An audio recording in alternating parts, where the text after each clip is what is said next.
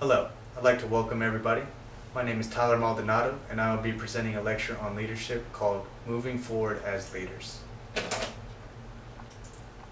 The first thing I think about when I think of leadership is military and sports. I guess it's because both organizations have a group or followers and they have designated leaders. In the military you have a hierarchical system, general, corporals, sergeants, and under all of these affiliations you have followers until you get to the lowly private, of course. And then in sports you have designated captains, sometimes co-captains. These gentlemen or women are expected to lead their team into the next game. Now over here I have some pictures.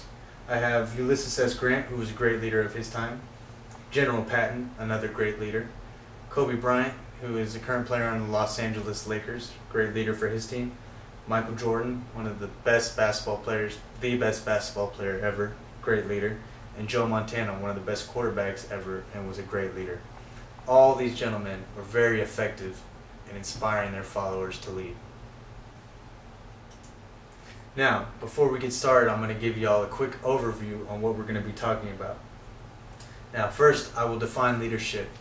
I will give my own definition, and as well as other definitions contributed by scholars and other famous figures.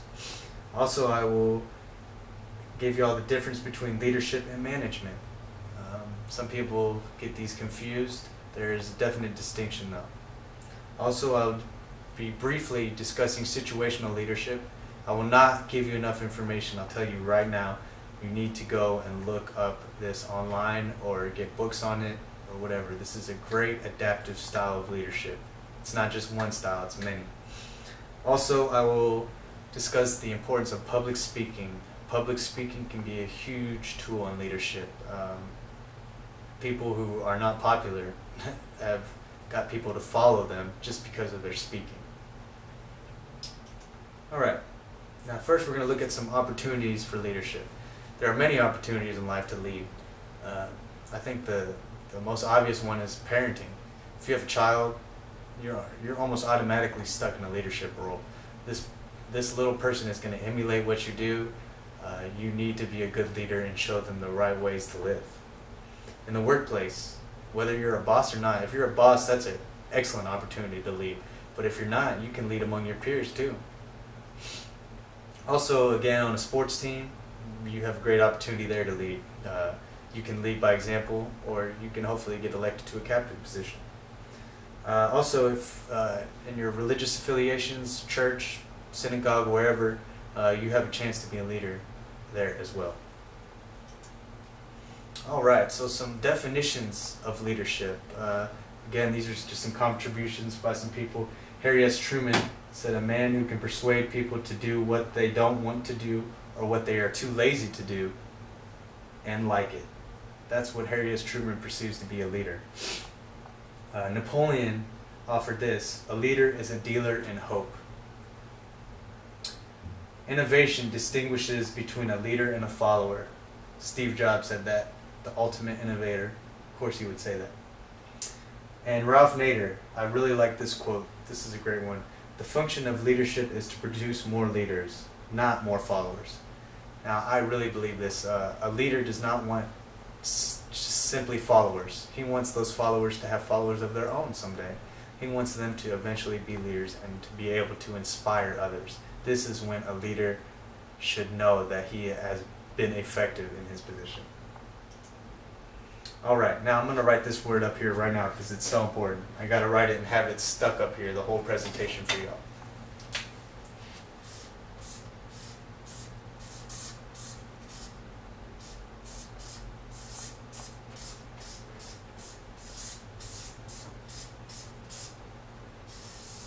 Influence. Influence, influence is leadership. Any kind of research you do on leadership, any books you read, go on the internet, take a class, any kind of information on leadership, this word should be in there, influence. Many books, including Management of Organization. Management of Organization was a book that I used for a leadership class a couple years ago. and it was created by Hersey, Blanchard, and Johnson. They heavily stress the importance of influence, and I agree completely. It's huge. I actually incorporated the word influence in my own definition. I say a leader is someone who influences others by example.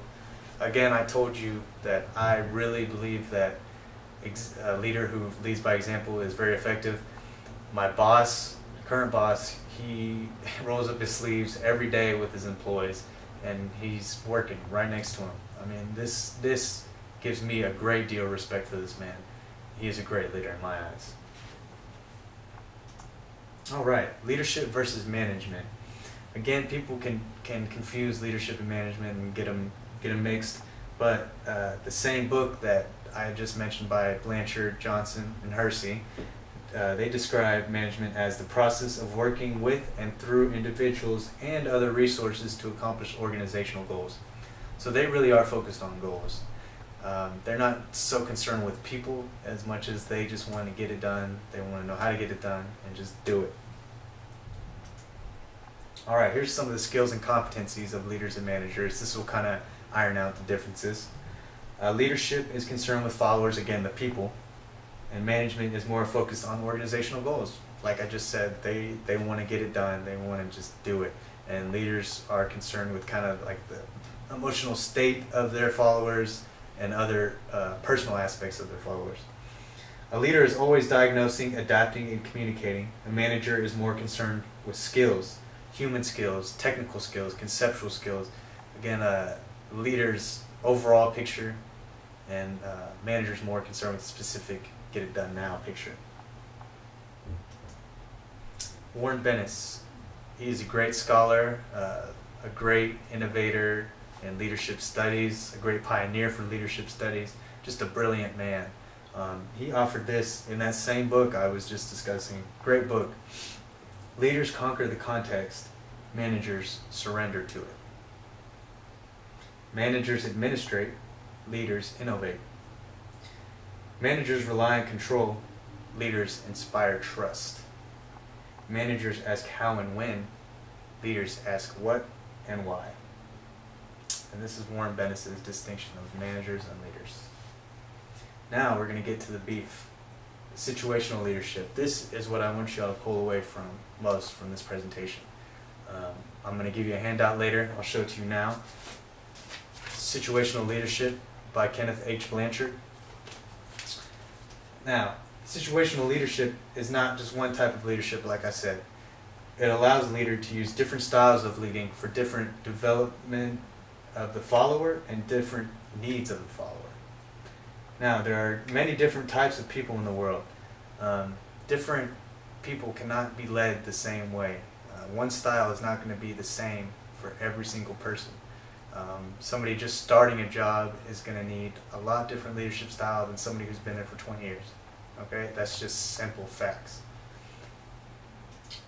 Now let's look at some of the components of situational leadership. It uses a combination of directive behavior and supportive behavior. Directive behavior spells out the follower's role and tells the follower what to do. Supportive behavior is when the leader engages in two-way communication. They will listen to the follower, facilitate interaction, and eventually involve the follower in decision-making. Now these are what are the two components for the leader to determine which style to use. Here's a little chart which will make sense later. Under Style 1 you have high directive, low supportive behavior. Style 2, high directive, high supportive behavior. Style 3, high supportive, low directive behavior. And Style 4, low supportive, low directive behavior.